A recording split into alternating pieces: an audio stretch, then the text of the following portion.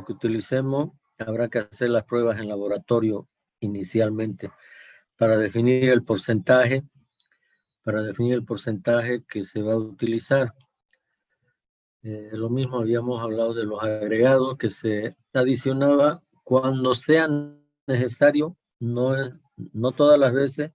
Cuando sea necesario, se adiciona también una determinada cantidad de agregado grueso para corregir la granulometría del material a reciclar.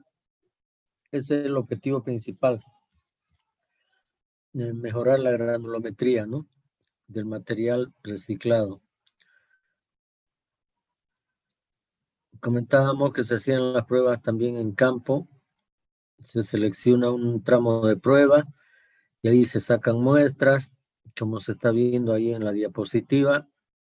Se golpean cuerpos de prueba y después se lleva al laboratorio. Todo eso para verificar la resistencia a compresión simple a los 7 días, que hemos dicho que tiene que estar en torno de 18 a 25 kilos por centímetro cuadrado. Indicamos también de que no es conveniente utilizar un porcentaje muy alto de cemento Portland, porque la mezcla reciclada tiende a rigidizarse. Se producen fisuras, grietas, y ellas se transmiten a la carpeta asfáltica o capa de rodadura. Entonces es un aspecto que hay que tomar muy en cuenta.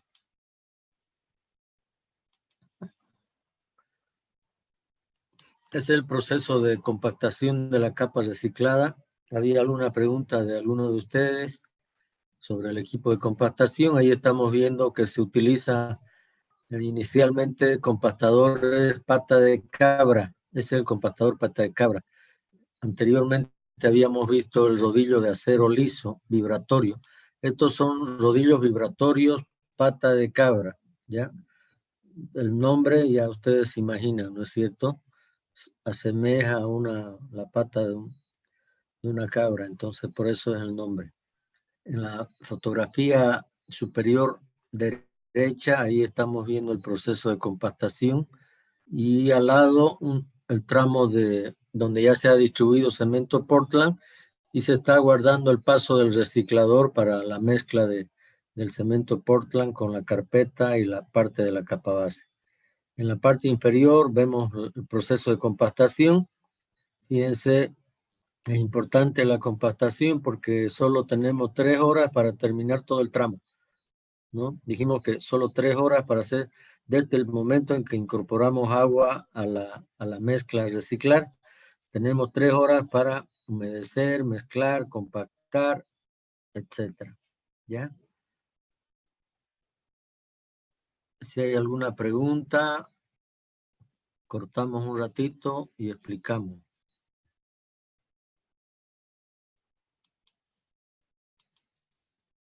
No hay preguntas, pasamos. Seguimos viendo el proceso de compactación de la capa reciclada. Ahí está cómo quedan las huellas, ¿no es cierto? En la parte inferior pueden ver ustedes ahí donde estoy mostrando la flecha. Fíjense cómo queda, ¿no?, la compactación inicial, ¿no? Se utiliza pata de cabra porque la mezcla tiene características de un material con plasticidad, ¿no es cierto? La plasticidad se la da el cemento Portland, por eso se utiliza pata de cabra. Cuando compactamos terraplenes arcillosos, o sea, suelo arcilloso, ahí utilizamos rodillos de acero liso vibratorio pata de cabra para arcilla, ¿ya?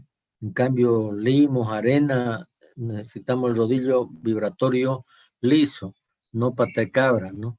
Lo mismo que para capa base y subbase, todo es rodillo liso vibratorio. Acá es con pata de cabra, por las características de plasticidad que tendría, como les digo, ¿no? Ahí se ve entonces, eso no va a quedar así, ¿no es cierto? Se sigue compactando, va perdiendo, siempre queda algo de la huella, ¿no? Pero después viene el rodillo de compactador. Bueno, ahí estamos viendo una parte que ya ha sido mezclada, toda la franja izquierda, esa ha sido mezclada, ya está mezclada, ¿no?, por el reciclador. Tiene ahí la carpeta antigua, más parte de la capa base, el cemento Portland, y los agregados que se hayan incorporado. Ya está ahí mezclada, ¿no? Ahí está. Falta mezclar lo que está ahí, el material al lado, ¿no? El material contiguo. Falta hacer el proceso mezclar y todo va a quedar así, ¿no? De esta manera. ¿Ya? Esa parte blanca que se ve es el cemento Portland, ¿no? ¿Ya?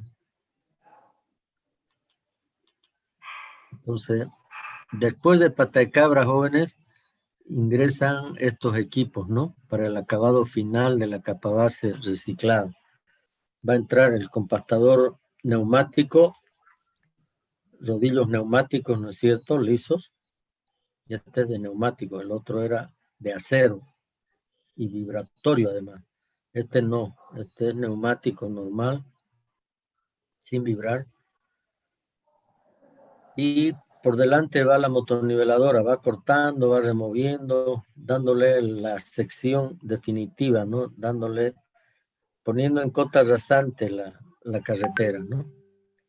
Al lado ustedes pueden ver el tramo que todavía no se ha reciclado. Comparen ustedes, ¿no? La franja derecha es la que está en servicio, por ahí siguen circulando vehículos livianos, pesados, todo el mundo sigue circulando por ahí, se está trabajando en medio carril, en media calzada, por decirlo, ¿ya? Entonces ahí se coloca en cota rasante ese tramo, el carril izquierdo, y el carril derecho está todavía sin trabajar, ¿no? Después se pasará a trabajar este, ¿no?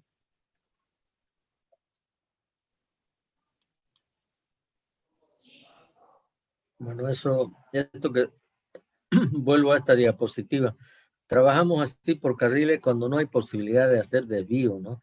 Lo ideal es siempre hacer desvío para que nos dejen trabajar tranquilos, ¿no? Los camioneros son indisciplinados, entonces siempre están tumbándonos ahí la señalización, las banderitas, no respetan a los banderilleros.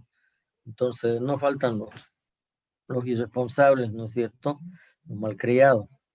Entonces, lo ideal, les digo, es trabajar con desvío, que los camiones, todo el tráfico esté circulando fuera de la carretera, ¿no? No por encima, ahí al lado, ¿no? Es incómodo trabajar con tráfico al lado, pero en algunos casos no se puede, entonces, bueno, hay que hacerlo, hay que hacerlo. Después de haber compactado con el rodillo patacabra, el rodillo de acero, perdón, el rodillo neumático, se saca muestras, ¿no es cierto? Por el método del cono de arena, ustedes están viendo ahí, con el equipo del cono de arena para sacar las densidades.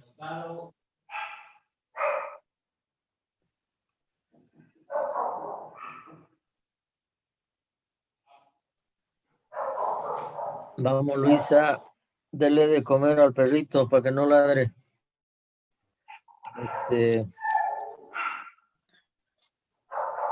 Luisa Mouro está con su cachorro. Entonces ahí sacamos densidades nomás. Podríamos sacar también densidades. Este es por el cono de arena, ¿no es cierto? También se podría sacar con el densímetro nuclear. Ese equipo es más moderno. No hay que estar cavando, sacando materiales, nada, ¿no? Instalamos el densímetro ahí, se clava una punta que ingresa al espesor que queremos y ahí nos da los valores de densidad, inclusive humedad del material, ¿no?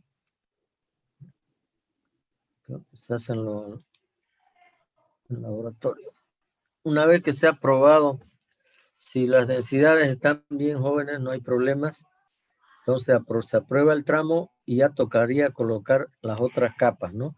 Las otras capas son la de imprimación asfáltica, primero, la de imprimación asfáltica, que es la que sirve de adherencia entre la capa base reciclada y la capa de rodadura asfáltica. La capa de rodadura asfáltica puede consistir en un tratamiento superficial o una carpeta asfáltica normal, convencional, o una carpeta con caucho de llantas usadas, ¿ya? Puede utilizar llantas usadas.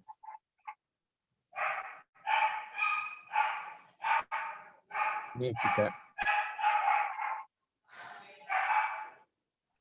Luisa, ¿me escucha Luisa? ¿Puede apagar, puede callar su micrófono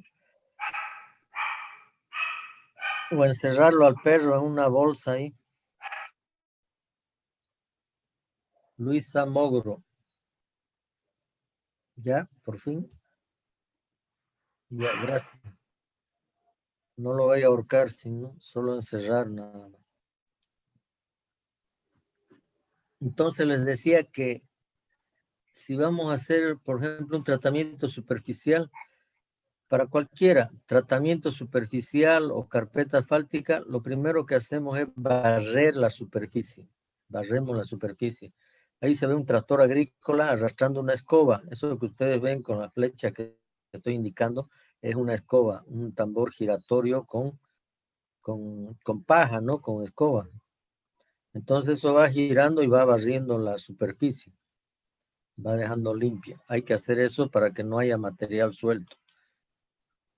Después de haber hecho el barrido, lo que hacemos es distribuir en este caso es una emulsión asfáltica, es la imprimación asfáltica, ¿no? La imprimación que puede ser hecha con diluido asfáltico, cuando mezclamos asfalto con querosén, o emulsión asfáltica cuando es asfalto con agua y agente emulsificante. En este caso es una emulsión, ¿ya? Que hemos dicho que es más amigable con el medio ambiente, es asfalto con agua, se evapora el agua y queda el asfalto, ¿no? Es de tipo RR2C, rotura rápida quiere decir ahí, rotura rápida, y con 3% de SBS. Bueno, esa es la composición química de la emulsión. SBS quiere decir estireno, butadieno, estireno. Más para los químicos, pero tenemos que tener una idea nosotros también. Así es como queda en la fotografía del lado derecho y las inferiores, así es como queda la superficie después de haber hecho la imprimación, el riego con emulsión asfáltica, ¿no?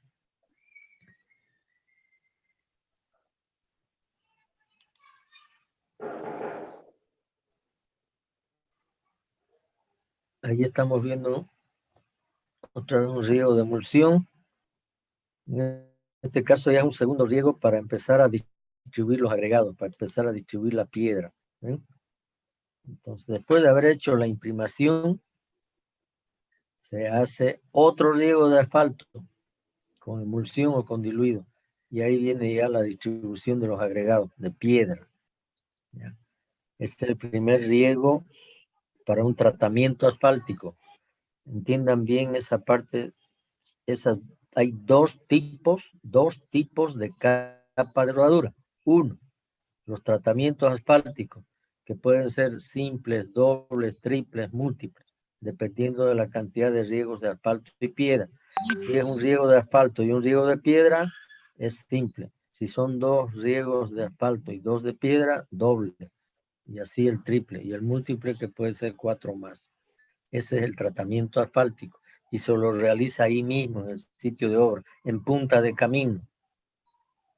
La diferencia con carpeta asfáltica es que la carpeta asfáltica mezcla en caliente es fabricada en planta, en otro lugar, no en punta de camino. Se instala una planta de asfalto en otro sitio, ahí se produce, se mezcla el agregado grueso, intermedio, fino, a 170 grados de temperatura, el asfalto a 160, se mezcla, sale en caliente, transportamos en caliente, distribuimos en caliente, compactamos en caliente. Por eso en mezcla asfáltica, carpeta asfáltica, mezcla en caliente. Es la diferencia con tratamiento asfáltico. Repito, uno es tratamientos asfálticos, otro es carpetas asfálticas. Lo que tenemos en Santa Cruz, en toda la ciudad de Santa Cruz, las calles y avenidas con pavimento flexible son con carpeta asfáltica. No hay tratamiento. Los tratamientos los utilizamos en carreteras y de tráfico menor principalmente. En la parte inferior derecha ustedes pueden observar hay una bandeja. Hay una bandeja. Esa bandeja nos permite controlar la cantidad de piedra que se está distribuyendo, ¿no? Un tratamiento, el primer riego, por ejemplo, puede ser unos 16 kilos por metro cuadrado, dependiendo de lo que diga la especificación. Se coloca la bandeja, pasa el camión distribuidor que ustedes ven ahí, cae la piedra dentro de la bandeja y después lo que hace el personal del laboratorio es retirar la bandeja, pesar y por diferencia de peso va a tener la cantidad de kilos por metro cuadrado que distribuye. ¿Ya? Piensen un poquito, tenemos la bandeja vacía de peso y área conocida. Después vamos a tener la bandeja llena de piedra.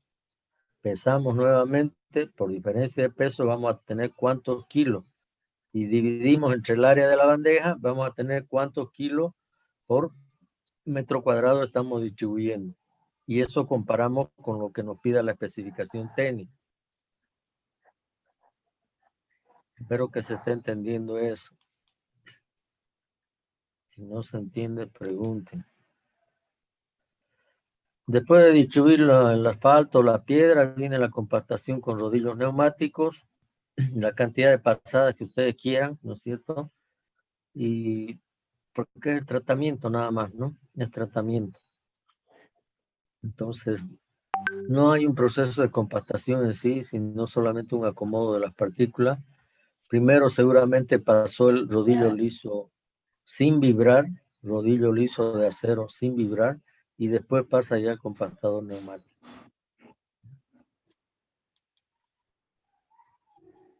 Eso para el caso de un tratamiento asfáltico. Ahora, para una carpeta asfáltica normal o una carpeta asfáltica con llantas usadas, ¿no es cierto? Ahí dice caucho proveniente de llantas usadas. Se usa mucho en Brasil. Ahí abajo está el nombre en portugués, ¿no es cierto? Concreto asfáltico usinado quente con cap borracha. ¿Ya? Carpeta asfáltica, mezcla en caliente con cemento asfáltico de petróleo neumático, caucho. ¿Ya? Puede ser esa otra.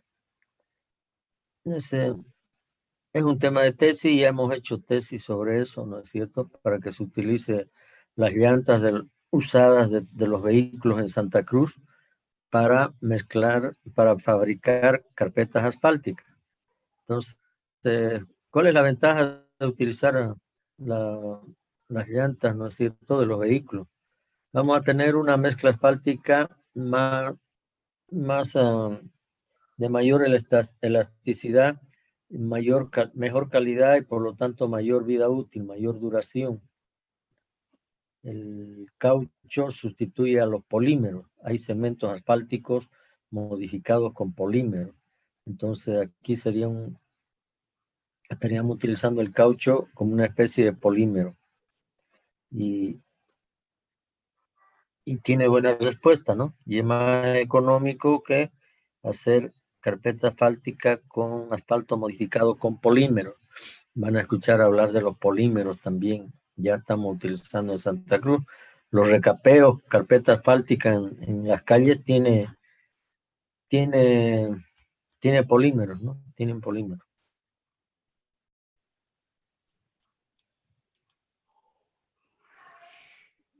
Bueno, aquí hay algunas recomendaciones que ustedes la van a leer con más calma, ¿ya?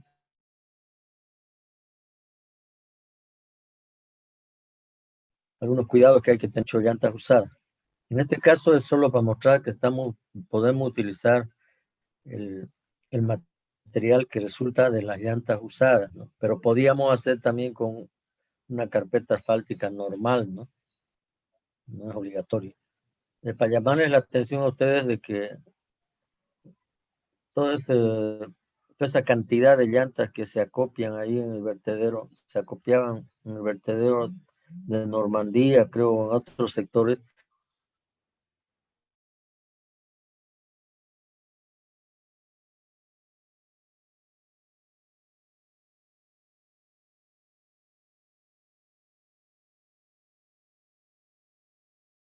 son un nido de mosquitos que producen el dengue, el mayaro, etcétera, ¿no? Entonces, se tiene que ver cómo hacer uso de eso, ¿no? la alcaldía tendría que trabajar más en ese tema y tal vez en convenio con una empresa privada, pero empezar a reciclar ya las llantas.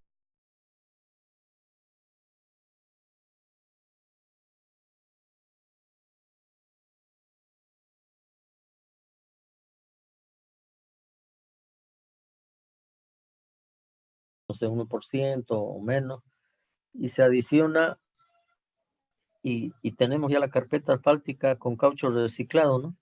Nada más, nada más ni nada menos.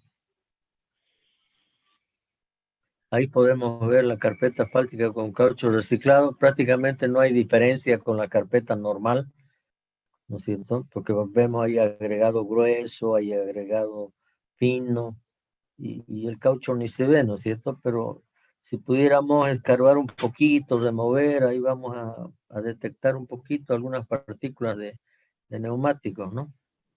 A veces se observa alguna, pero no hay diferencias grandes, ¿no? No hay ninguna diferencia. La colocación y la compactación lo mismo, no tiene ninguna otra diferencia que la carpeta normal, ¿no es cierto? Se transporta al sitio de obra, levanta la tolva, la volqueta, deja caer en el camión distribuidor, distribuye y más atrás viene ya el equipo de compactación. ¿Eh? Ahí está el distribuidor de carpeta asfáltica. Aquí abajo está el compactador de rodillo de acero liso, compactador de neumático y nada más. La diferencia es que se trabaja a temperaturas más elevadas que en el asfalto normal, el convencional. Si hacemos una medición con el termómetro de laboratorio, tendríamos que estar en torno a 180 grados de temperatura y acá se está viendo que se cumple eso, ¿no es cierto?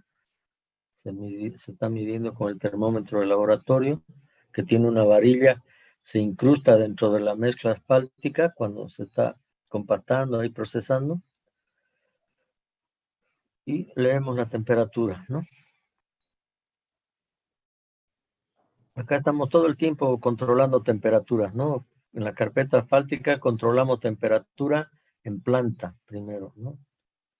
Controlamos la temperatura de la piedra, la temperatura del asfalto, la temperatura de la mezcla, la temperatura cuando está en la volqueta, la temperatura cuando llega al sitio de distribución en punta de camino, en la volqueta, a qué temperatura llega, la temperatura cuando se distribuye sobre la pista, sobre plataforma, y la temperatura antes de compactar. O sea, se hace todo un cuadro de temperaturas, ¿no? Todo hay que registrar. El laboratorista va a estar ahí con su termómetro, como controlando un enfermo ahí, tomándole la temperatura a cada rato. Esa es la situación más o menos, ¿no? Y de esa manera, ¿cómo se aprueba el tramo, ¿no? Si la temperatura es muy baja, ya no se va a alcanzar las densidades y el tramo va a ser rechazado, ¿no? Por el supervisor de obra. Por eso la importancia de hacer bien los controles de laboratorio y de temperatura. Bueno, aquí vamos a repasar un poquito los equipos que son utilizados para el reciclado en frío en sitio. No sé si hay alguna pregunta antes de repasar los equipos.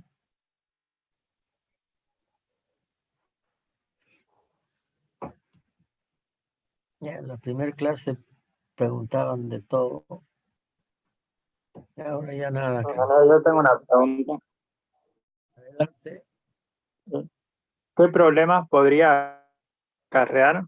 Usted dijo que para temperaturas inferiores no se alcanzaban las densidades, y si fueran temperaturas superiores, ¿sería también el mismo problema con las densidades?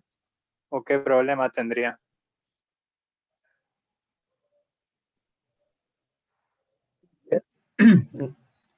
Bueno, ocurre lo siguiente, para el caso en que las temperaturas son muy altas, son muy elevadas, entonces cuando entre el equipo de compactación, la carpeta asfáltica se corre, se desplaza, se desliza, por decirlo.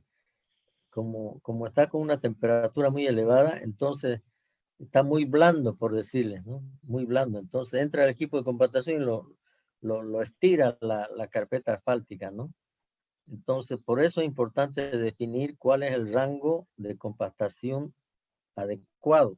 Y para eso, al comienzo del proyecto, cuando se fabrica la primera producción de carpeta asfáltica, se hace un tramo de prueba de 20 metros, 30 metros, así más o menos un carril, y ahí se define cuál es la temperatura más adecuada. Ya uno trabaja con alguna temperatura de referencia, ¿no es cierto? No es la primera carretera que se va a hacer, ya la especificación inclusive nos va a sugerir alguna temperatura promedio para la compactación. Entonces, procuramos estar con esa temperatura y después hacemos algunos ajustes, ¿no? Tal vez la especificación nos dice compactar hasta 120 grados. Entonces, bueno, compactamos a 125, 130, por ahí.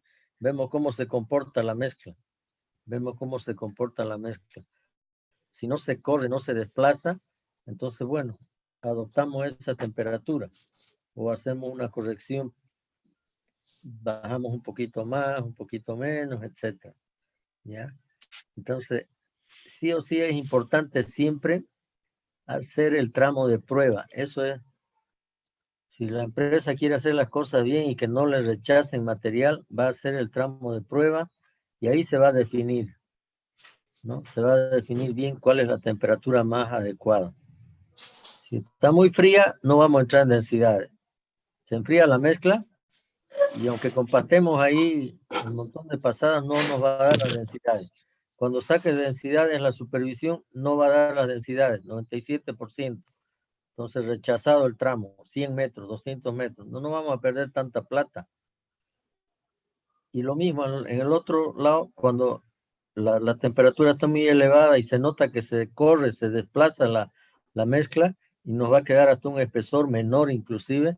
Entonces, ahí hay que parar y hay que corregir, ¿no? Decir, no, esa no es la temperatura adecuada. Tiene que ser menos. Por eso es importante el tramo de prueba. Después ya, si sabemos cuál es la temperatura ya adecuada, se trabaja ya los 100 kilómetros, 200 kilómetros vamos a trabajar con esa temperatura, con un rango, ¿no? No la misma, pero en torno de ese valor promedio más o menos. ¿Ya? ¿Se entendió? Ingeniero, gracias. Cuando vean algún tramo en la calle, en alguna avenida ahí, colocando carpeta asfáltica, fíjense cuando entra el compactador, ¿no? Fíjense, ahí la mezcla asfáltica no tendría que moverse casi, quedarse como inmóvil, ¿no? Y solo bajar de espesor nada más, porque está suelto, ¿no? Entonces al compactar tiene que bajar movimiento vertical.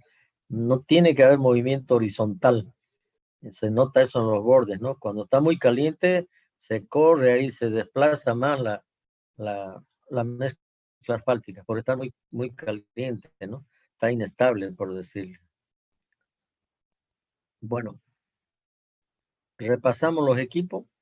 Ahí está. El distribuidor de agregados primero. Le llaman Dominga también. No sé por qué el nombre de Dominga, pero en el campo, en los proyectos, los trabajadores le conocen como Dominga. Alguien le puso el nombre de su corteja, no sé, pero quedó con ese nombre, la Dominga, el distribuidor de agregados. ¿Ya? Se utiliza para distribuir piedra de agregado de 3/4, 3/8, en la cantidad de kilos por metro cuadrado que sea necesario que diga la especificación. ¿Ya? Se utiliza también para distribuir cemento Portland, se puede utilizar. Se puede distribuir cal. ¿Ya? Este es el distribuidor de cemento. Otro equipo para distribuir cemento Portland. Este es más sofisticado, más completo, etcétera, ¿no? Fíjense la tolva que tiene, ¿no? Y se compra cemento a granel o en bolsa. Se descarga todo el cemento ahí, ¿no? Y de ahí va distribuyendo, como hemos visto en alguna diapositiva anterior, ¿no? Cómo se iba distribuyendo el cemento Portland. Ahí está el equipo de reciclado. Vemos un equipo Caterpillar. Ahí está el culpable de romper la estructura del pavimento, que es la carpeta asfáltica, fisurada, agrietada, etcétera, con parte de la capa base y es un equipo caro, les he dicho que cuesta en torno a $500,000, ya. Y este es de la marca Caterpillar. Hay otras marcas como este, ¿no es cierto? Ahí está el destructor, jóvenes, el destructor de destructores. Este es de la marca Virgin, ¿no? Es un equipo también bien completo, bien sofisticado y también arriba de $500,000, ¿ya? Pero El distribuidor de agregado, ingeniero, ¿cuánto llegará a valer? ese distribuidor de agregados no es muy caro, ese debe estar en los 70,000, 60, sí, $80,000 tal vez. Es brasilero, ¿no? Brasilero es más barato. Y es nomás una tolva con sus correas transportadoras y nada más, ¿no? Ese equipo es sencillo. No es caro, ¿no? Tal vez hasta más barato. No sé el precio exacto, la verdad. Pero entren en internet y ahí les van a dar precio al día, ¿no? Actualizado. Le decía que es el destructor, ¿no? Fíjense, estos equipos tienen un tablero ahí, un panel donde nosotros podemos programarnos la distancia, nos da la distancia, el área, el volumen del material que va a ser, ¿ya? Eso está dentro de la cabina del operador, del chofer, ¿no? Fíjense, aquí está la profundidad. ¿Quién lee la profundidad y el ancho? Quiero ver si ustedes pueden leer. P es profundidad, A es el ancho del equipo. ¿Cuánto les da?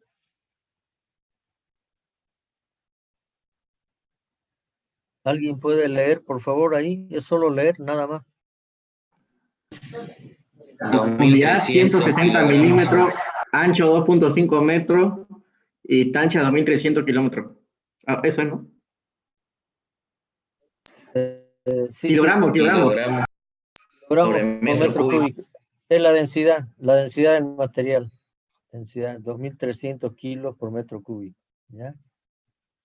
Pero fíjense que nos da todos esos datos, ¿no? Para programar y trabajar, ¿no?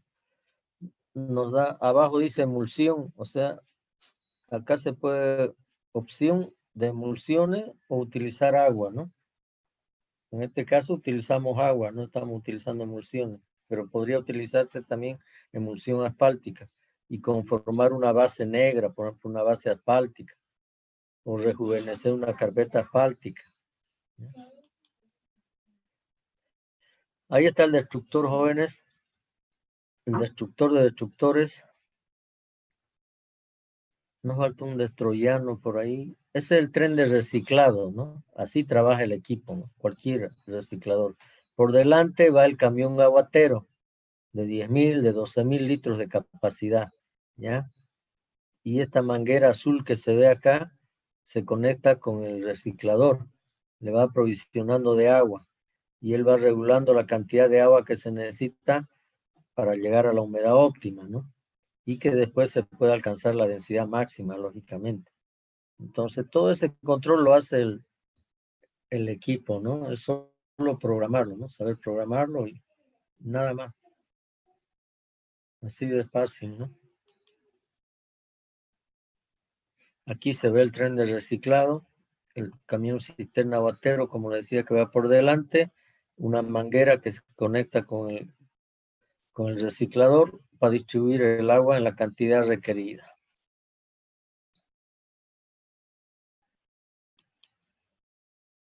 Aquí se ve ya un tramo donde ya se está compactando, ya ha sido mezclado con humedad, con agua, con cemento Portland, y el otro tramo esperando hacer el mismo proceso, ¿no?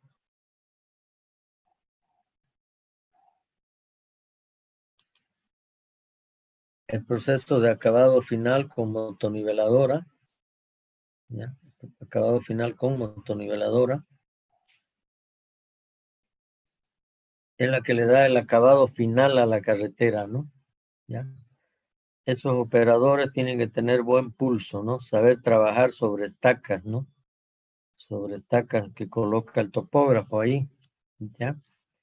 Entonces no es cualquiera que hace ese trabajo. Ustedes ven la carretera y cómo queda de bonita, ¿no es cierto? Tiene pendiente, tiene la pendiente transversal, 2% generalmente, ¿no? De bombeo, pendiente transversal la carretera para que el agua de lluvia escurra hacia los costados de la calzada, ¿no? Ese trabajo tiene que ser bien hecho por un operador, tiene que tener buen pulso. Estos ganan harta plata, jóvenes, no cualquiera hace esos trabajos, ¿no? El perfilador es bien pagado, gana más que nosotros a veces. Estoy exagerando, pero le pagan bien. Cuando se corte volvemos a entrar, jóvenes. Veo que falta menos de un minuto. Después nos falta unos 10 minutos más para seguir, 15, para terminar esta presentación y alguna cosa que quieran ustedes repasar. Entonces,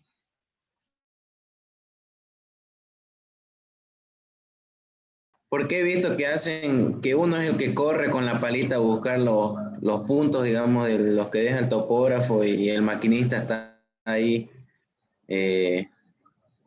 realizando el trabajo. Sí o sí entre dos, ¿no? O puede hacer uno nomás. hola, a ver, un ratito, estoy con un problemita aquí.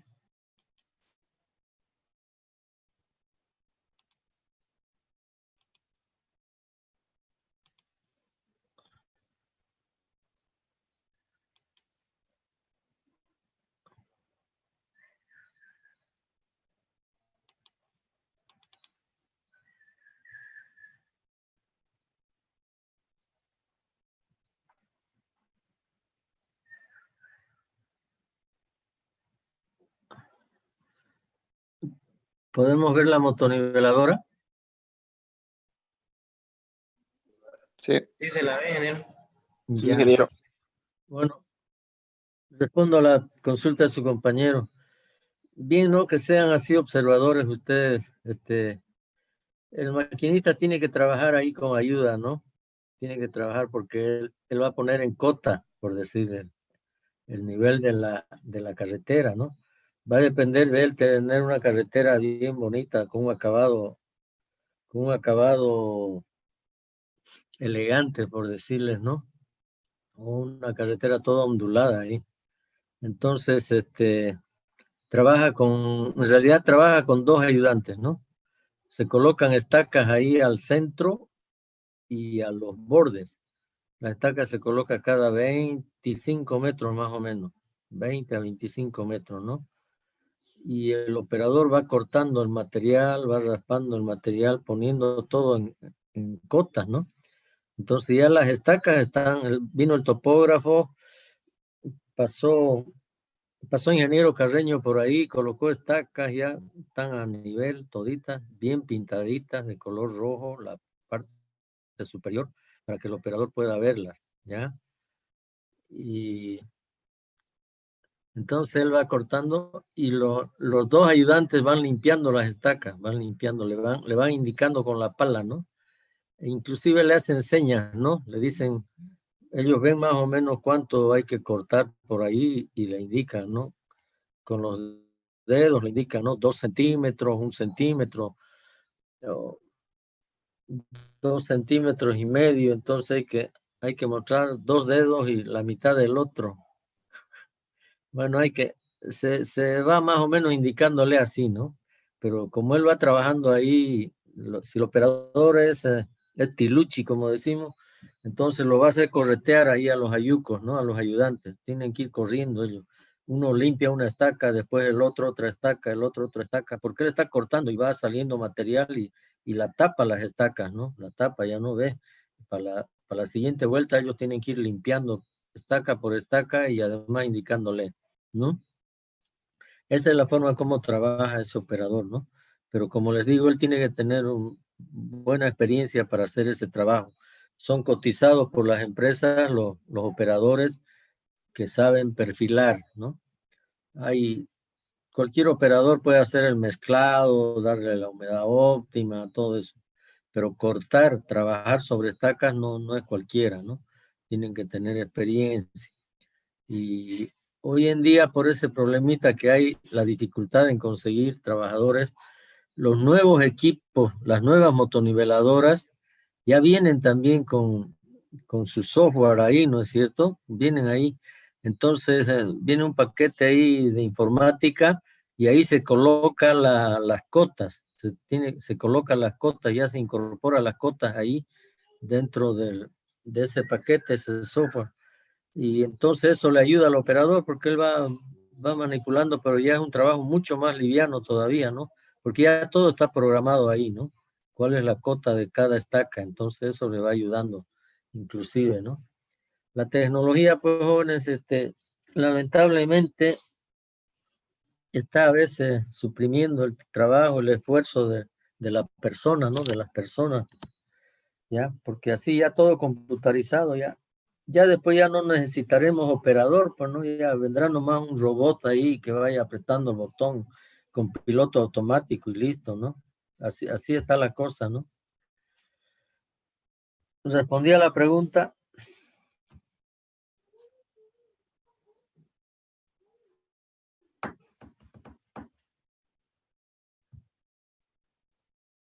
Bueno, yo creo que sí, respondí a la pregunta. Mientras no fabriquen ingenieros robots, bueno, todo está bien, jóvenes. Si no, no vamos a tener trabajo ya. Bueno, sigamos.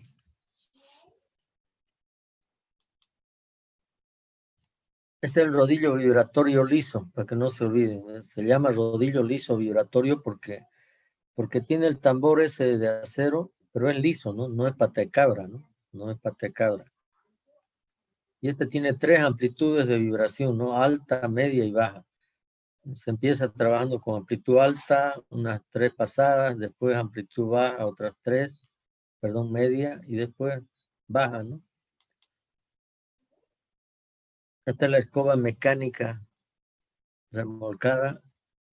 Hay escobas mecánicas autopropulsadas, no necesitan el tractor agrícola. Viene todo el equipo completo ahí, con su operador, con su chofer, ¿no es cierto? Son más caras, lógicamente. Este es el camión distribuidor del material asfáltico, ¿ya? Este también trabaja con chofer y aparte atrás hay un ayudante, ¿no? Que es el que abre las boquillas para que riegue asfalto, que se observa ahí, ¿ya? Y va viendo que el riego sea uniforme también. Si se tapa una boquilla ya no sale asfalto, no sale diluido ni emulsión. Entonces ahí el ayudante de atrás le indica, ¿no? Al chofer le dice que pare, ¿no? Que corte el riego y todo. Entonces suspenden el trabajo hasta limpiar bien la boquilla y que la distribución del material asfáltico sea uniforme. El compactador de neumáticos. Ese es el equipo. Ahora ya una fotografía para ver el estado del pavimento ahí donde se recicló, ¿no? Fíjense, esta es la situación antes, ¿no? Alguien preguntaba, ¿cuándo debemos reciclar? Aquí es la posibilidad de reciclar, jóvenes, cuando tenemos este tipo de fisuras y grietas, piel de cocodrilo, ¿no? Quiere decir que el pavimento ya entró en fatiga, ya cumplió su vida útil y hay necesidad de recuperarlo para prolongar su vida útil, ¿no es cierto? Una opción es cortar y retirar todo eso, ¿no? Botarlo, por así decirlo.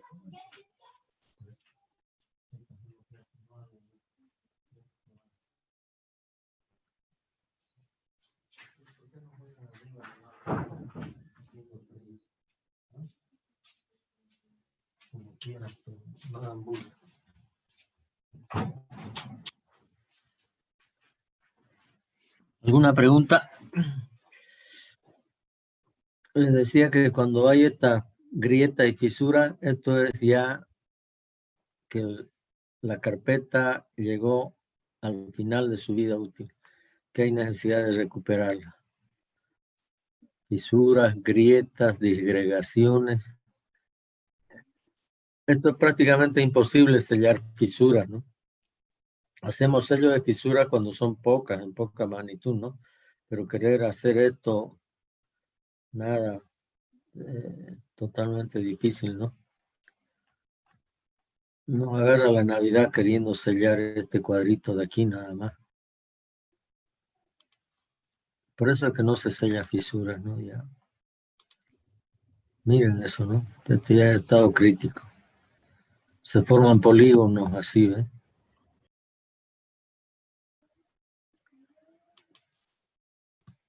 Esta en zona urbana, igual los mismos problemas. Comparación del pavimento antes y después del reciclado. Ahí está. Ahí tenemos un tramo, ¿no es cierto? Con fisuras, grietas, baches, etcétera. Y al lado derecho, el mismo tramo, pero ya recuperado, ¿no? Reciclado.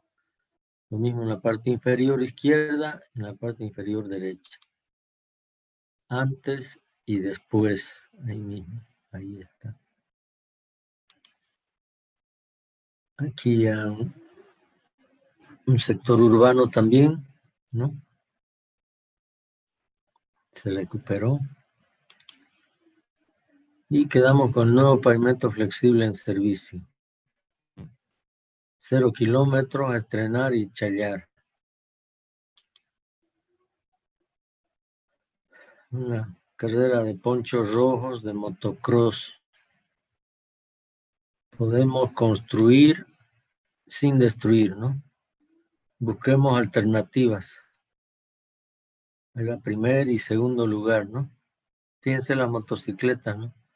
Puro Harley Davidson. Tienen freno, por si acaso, ¿no? Tienen freno, que es lo más importante, ¿no? Primer y segundo lugar. Carreteras hay muchas, TIPNIS uno solo. Esto lo había preparado yo cuando hubo el problema del TIPNIS, ¿no?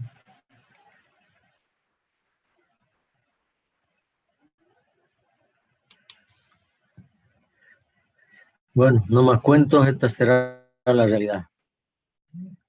Tarzán, el rey de los monos, ya no tiene dónde agarrarse, ¿no?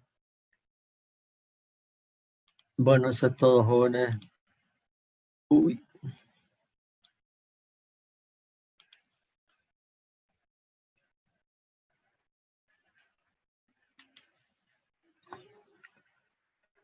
Queda abierto a algunas preguntas, consultas que ustedes tengan. Ingeniero, la vida útil de la carpeta asfáltica es la misma si es con caucho o polímero. Sí, con caucho o polímero tendría que darnos la misma vida útil, ¿no? La misma vida útil o próxima, ¿no? Próxima, porque como les digo, como los polímeros son caros, entonces en algunos países hay tal cantidad de llantas usadas que ya ellos reciclan, ¿no? Reutilizan por cuestión ambiental también, ¿no? Para evitar los impactos negativos, ¿no? Que genera la acumulación de llantas usadas ahí. Ocupa un volumen grande en los rellenos sanitarios, entonces ellos ya han encontrado que pueden utilizar esas llantas para fabricar carpetas asfálticas mezclas en caliente. Como les expliqué, ¿no? El equipo, la máquina corta toda la parte del caucho, la goma, y quedan nomás los alambres ahí viéndose, ¿no es cierto? Y ese material que han cortado se lo tritura, lo muele, y a través de en el proceso de fabricación de la carpeta, a través de una rendija, de una ventanita, se incorpora ese material, se va incorporando de a poco, ¿no? Así automáticamente, ¿no? Una correa transportadora pequeña va mezclando con la piedra, con el asfalto y se tiene, ¿no? Entonces, en cuanto a vida útil, estamos por ahí, y la diferencia es que con caucho, con llanta usada, va a ser más barato que con polímeros, ¿no? Esa es la diferencia. Y tiene la ventaja de la parte ambiental.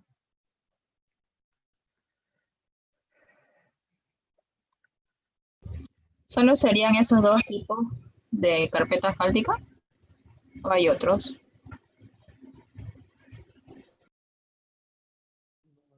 El otro es el normal, el convencional, ¿no? El que se mezcla agregado grueso, fino, intermedio, con un porcentaje de cemento asfáltico.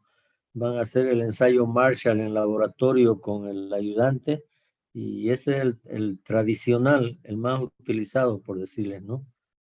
Pero ya la tendencia es utilizar asfaltos modificados con polímero. Siempre se está procurando que prolongar la vida útil de la carpeta asfáltica.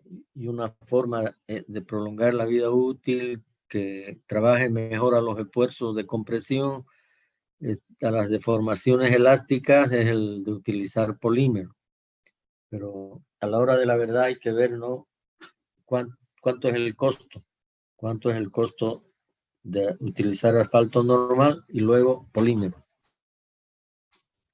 Yo en particular, a mí me gusta todavía utilizar carpeta cuando se construye carretera nueva. Ahí puedo colocarnos una carpeta asfáltica normal, convencional, ¿no? Y después ya cuando toca hacer los recapeos, las capas de refuerzo, ahí sí utilizar polímero, ¿no? Utilizar polímero. Pero bueno, es un criterio mío, ¿no? Todos se van por el lado de la seguridad y todos quieren trabajar con mejor material y utilizar polímero. Y entonces, bueno, está bien, ¿no? No está mal, solo que el costo es mayor, ¿no? El costo es mayor.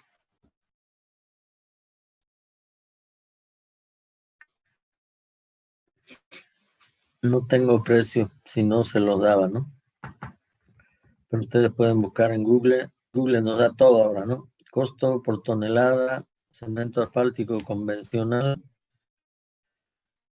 Y luego busquen costos, van a tener ese dato. Otras preguntas, jóvenes.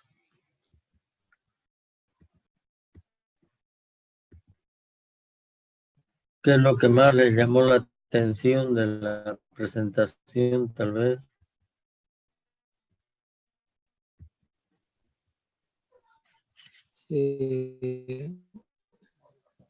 Buenas noches, ingeniero. ¿Me escucha? Y con carpeta asfáltica y los tipos que hay de este. Por favor, si pudiera. Aquí está. Que nosotros tenemos dos tipos de capa de rodadura asfáltica, ¿no? Dos tipos de capa de rodadura asfáltica. ¿Qué es la capa de rodadura?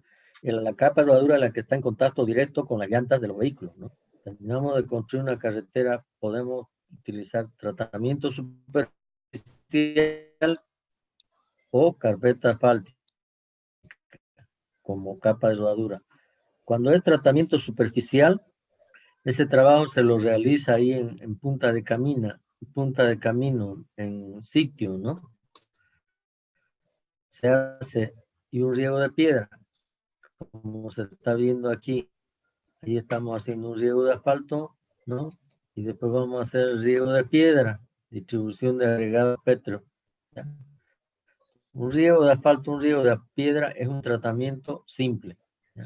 Regamos el asfalto, regamos la piedra y compactamos. Y se acabó el trabajo ahí. Ese es un tratamiento simple. Y va a tener unos 2 centímetros más o menos. ¿Ya?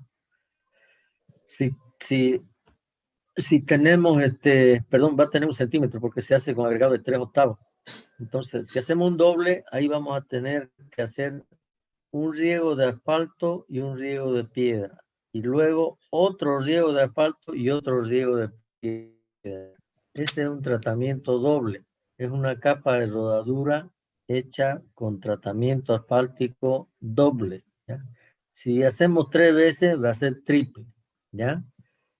Por eso decimos tratamiento simple 1 centímetro, doble 2 centímetros, triple 3 centímetros. Todo se hace ahí en el sitio de obra, en punta de camino, ahí. A diferencia de la carpeta asfáltica, ¿no es cierto? Para la carpeta asfáltica necesitamos siempre tener una planta, ¿no? Una planta de fabricación de concreto asfáltico, mezcla en caliente. Hay que calentar la piedra, hay que calentar el asfalto, hay que transportar en caliente, hay que la diferencia con el tratamiento, ¿no? El tratamiento es más para carreteras de bajo volumen de tránsito, las carpetas para mayor volumen de tránsito de una carretera. ¿Por qué? Porque se logra una granulometría, una mezcla de agregados mucho más compacta, ¿no? Se mezcla agregado grueso, intermedio y fino. En cambio, en el tratamiento es solo puro agregado grueso, no hay fino ahí, puro agregado grueso. Acá es mezcla de agregado grueso, intermedio y fino, ¿no? Entonces, y se colocan espesores por lo general arriba de 4 centímetros, ¿no? 4, 5, 6, 8 centímetros, 9 centímetros de carpeta asfáltica. Los tratamientos generalmente son hasta 1 pulgada, ¿no? 3 centímetros. De ahí para arriba ya se colocan carpetas asfálticas, mezcla en caliente, ¿no? Y les repito, tratamiento para bajo volumen de tránsito vehicular, carpetas asfálticas para mayor volumen de tránsito. Ese es el requisito. Esas son las diferencias principales, ¿no? Una en planta, la carpeta asfáltica en planta, ¿ya? Y la otra en el sitio mismo de la obra, en el sitio mismo de la obra en punta de camino, ¿ya? Todo se hace ahí. Yo creo que se entendió ahora, si no, Sí, sí, gracias, ingeniero. ampliamos. Revisen de todas maneras las anteriores presentaciones. En la anterior tienen el proceso de tratamientos y carpetas asfálticas. Van a ver la carpeta asfáltica ahí. Les he mostrado unas 2 plantas de asfalto, ¿no? Unas 2 o 3 plantas de asfalto han visto ustedes. Ahí se ve completita la planta de asfalto. ¿Otras preguntas? Ingeniero, también habló sobre la emulsión asfáltica que decía con 2% y tenía unas letritas ahí que SBS, ¿eso qué significa?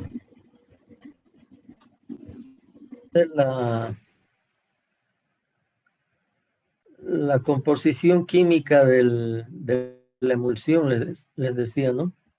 La composición química de la emulsión asfáltica. Aquí está la diapositiva que usted está diciendo, ¿no? Un riego de emulsión asfáltica del tipo RR2C. RR quiere decir rotura rápida, porque la emulsión puede ser de rotura lenta, rotura media o rotura rápida. ¿Cuál es la diferencia entre las roturas, no? Cuando dice rotura lenta es porque va a tardar, por decirle, unos 2 días en evaporar, ¿no? Rotura media, 1 día, y rotura rápida, unas 4 o 5 horas o 6 horas, ¿no? Entonces depende del tipo de emulsión. Si estamos trabajando en zona urbana, por ejemplo, y queremos abrir rápido al tránsito vehicular, no voy a utilizar emulsión de rotura lenta, ¿no? Porque ahí voy a cerrar la calle 2 días o 3 días, ¿no? Más el otro día que voy a colocar carpeta, son 4 días. No podemos darnos ese lujo de cerrar la calle tantos días, ¿no? Aunque aquí lo hacemos, ¿no? A veces, pero no debiéramos de hacerlo, ¿no? Entonces, en esos casos yo utilizo una de rotura rápida. Riego en la mañana temprano a las 8 de la mañana y después en la tarde ya puedo estar colocando carpeta asfáltica, ¿no? Y al final del día ya tengo concluido mi trabajo en un día, ¿no? Al día siguiente ya puedo abrir al tránsito vehicular. Eso porque utilizo emulsión de rotura rápida, ¿no? Y ahí está como dato nada más que dice con 3% de SBS. SBS quiere decir estireno, butadieno, estireno, es la composición de la emulsión, como les decía, que es más para los químicos, ¿no? Más para los químicos. Nosotros nos vamos a manejar con emulsiones de rotura rápida o media, ¿ya? Ni siquiera la lenta, no utilizamos la lenta, ¿no? Rotura media o rotura rápida, es la que más utilizamos. En lugar de emulsiones, podríamos utilizar también los diluidos asfálticos. Hemos hablado de los diluidos asfálticos. Hemos dicho que la imprimación podemos hacer con un MC70, ¿no? Que quiere decir 50% de asfalto y 50% de queroseno. Ese es un diluido asfáltico MC70. ¿Por qué MC? Quiere decir curado medio, 70, ¿no? Curado medio, 50-50. O podríamos hacer también con diluido asfáltico de curado rápido. Y ahí utilizamos asfalto con gasolina. La gasolina se evapora más rápido que el queroseno. Yo puedo trabajar antes. Entonces, ¿no? Entonces son los tipos de materiales asfálticos que utilizamos, ya sean emulsiones o con diluidos asfálticos. ¿Cuál está siendo más utilizado, más recomendado últimamente? Las emulsiones asfálticas. ¿Por qué? Porque son más amigables con el medio ambiente. Cuando regamos diluido asfáltico, es asfalto más queroseno. Queda el asfalto, se evapora el queroseno y contamina el medio ambiente, el aire. Cuando regamos con emulsiones, queda la emulsión y se evapora el agua. Entonces el agua no contamina como el queroseno, ¿no es cierto? Entonces son los tipos de materiales que hay hoy en día que se están utilizando. Y después cuando ustedes estén saliendo de ingenieros, seguramente van a aparecer algunos otros más, pues, ¿no? Algunos otros más aparecerán por ahí. ¿Se entendió? Sí, ingeniero, gracias. Ok. ¿Alguien más?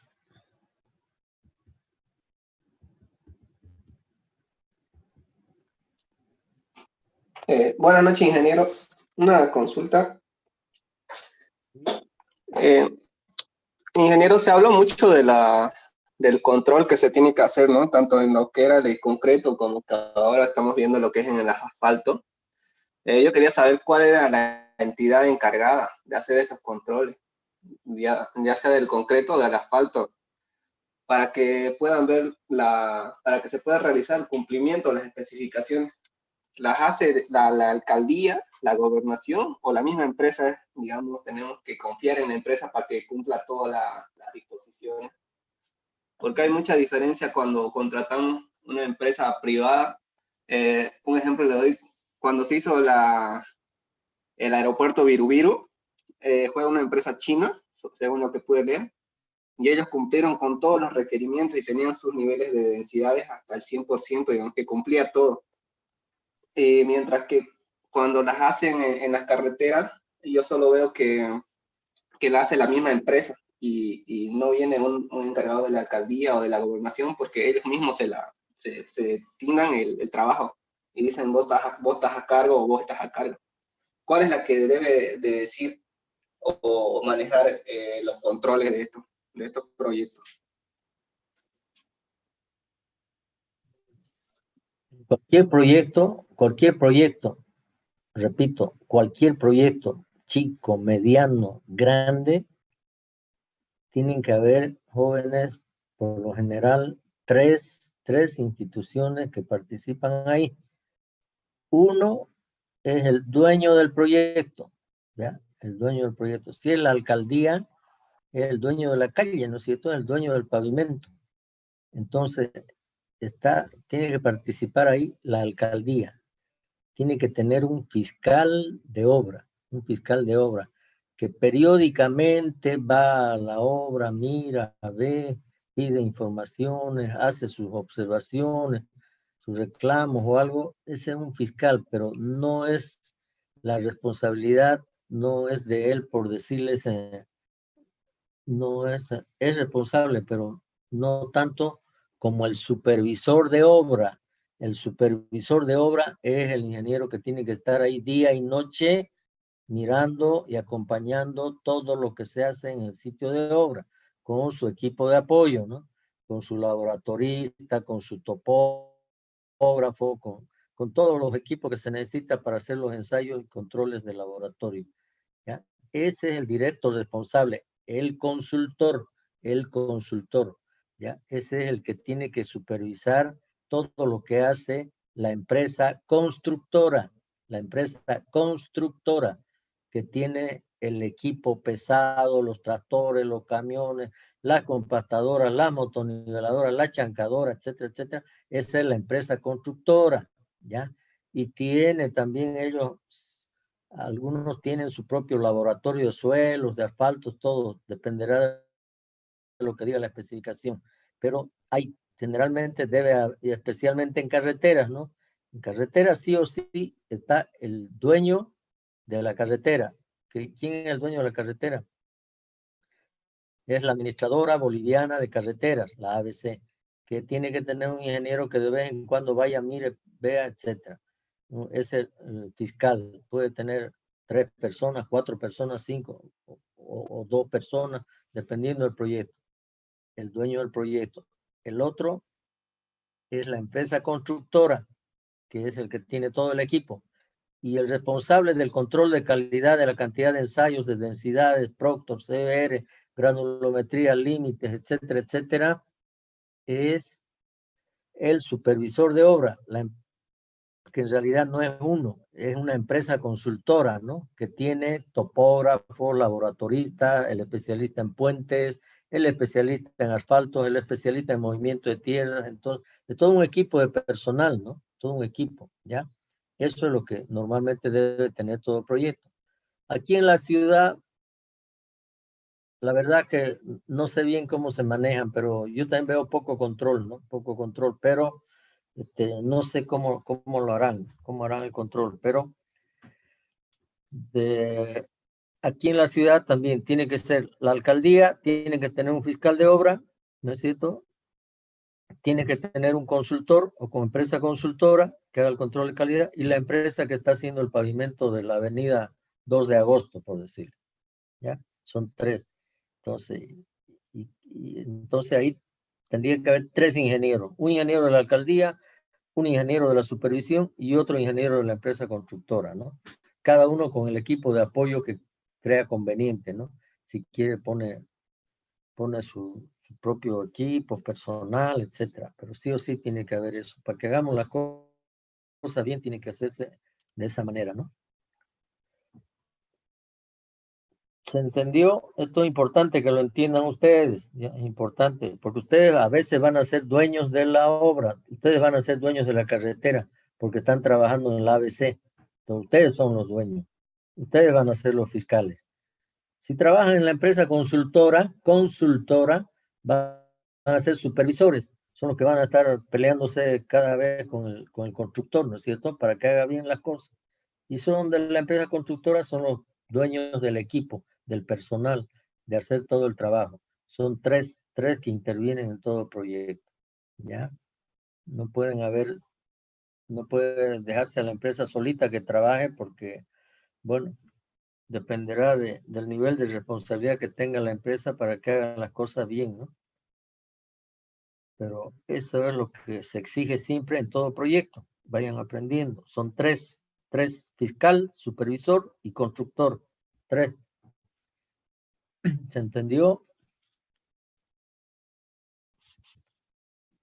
Sí, ingeniero. Es que como yo veía que en algunas calles, ¿verdad? Hay errores, digamos, porque hacen unas pendientes de la rasante y hay un tramito de ¿cuánto? De 4 metros que tiene mayor profundidad y ahí se estanca el agua, pero después de los 4 metros ya hay pendiente y vuelve a bajar. Y hay varias zonas así. En acá por la doble vía son así, digamos, la zona. Hay unos tramitos pequeños de un tramo de una casa hacia otra casa que la pendiente es demasiado profunda y se estanca todo el agua ahí. Y no saben cómo removerlo, digamos. Porque cuando hacen con hormigón y es más complejo removerlo, es otro proceso. Yo quería saber eso, quién era la entidad a cargo de eso. Ahora ya sabe quién es, ¿sí? Ya sabe quién es el responsable. Sí. Tienen ¿Quién es tanto el la culpa de la responsable? empresa como la estatal, todo, ¿no? El responsable es el supervisor de obra, ¿no? Él es el responsable directo, ¿no? Es el que tiene que ver que se haga la cosa bien, ¿no? El que tiene que, para eso se le paga, por decirle, ¿no? Para que controle bien. Si hay algo mal, es culpa del supervisor, ¿no? Ahora, eso no le exime a la empresa constructora. Igual tiene que, independiente del supervisor, la empresa tiene la obligación de hacer la cosa bien. Por eso da una boleta de garantía de buena ejecución de obra, ¿no? Entonces, si hace las cosas mal, se le dice, señor, si no corrige, le voy a ejecutar su boleta de $100,000, ¿no? Entonces, bueno, hay que cuidarse, ¿no?, de hacer las cosas bien. Ahora, si por ahí se pasó algo en alto, ya es otra cosa, ¿no? Pero hay eso. Inclusive el fiscal, que es el dueño, él también tiene que exigir, tiene que decir, ¿no? Él puede cobrarle al supervisor y decir, vos no estás controlando bien, no estás controlando bien, no vas al sitio de obra, se están haciendo las cosas mal, etcétera, ¿no? Pero hay que acompañar las obras, pues, ¿no? Ahora, a veces parece que hay un supervisor para controlar 3, 4, 5 obras, entonces no es Superman, pues, ¿no? Para mirarlo todo ahí por todos lados, mientras va a un lado, al otro lado están haciendo otra cosa, entonces, bueno, tenemos que mejorar, sí, evidente que se tiene que mejorar la calidad de las obras. Bueno, jóvenes, no es más por ahora, creo, nos encontramos en el nomás. Dicen buenas a todos. Gracias, ingeniero. Gracias, ingeniero. Hasta luego. Hasta luego. Hasta luego, buenas noches. Buenas noches, ingeniero. Gracias, ingeniero. Hasta luego a todos.